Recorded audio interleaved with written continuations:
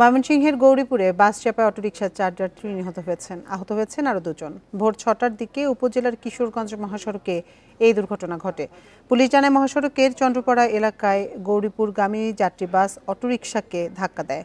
এতে ঘটনাস্থলে কুলসুমা বেগম, মেয়ে দিলরুবা ও প্রীতি নামে এক যাত্রী নিহত হন। পরে আহত 3 জনকে উদ্ধার করে ময়মনসিংহ মেডিকেলে নেওয়া হলে সেখানে মারা যান রীতি।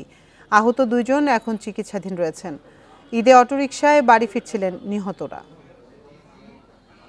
এই ঈদে জামা জুতো অ্যাক্সেসরিজের ডিসকাউন্ট।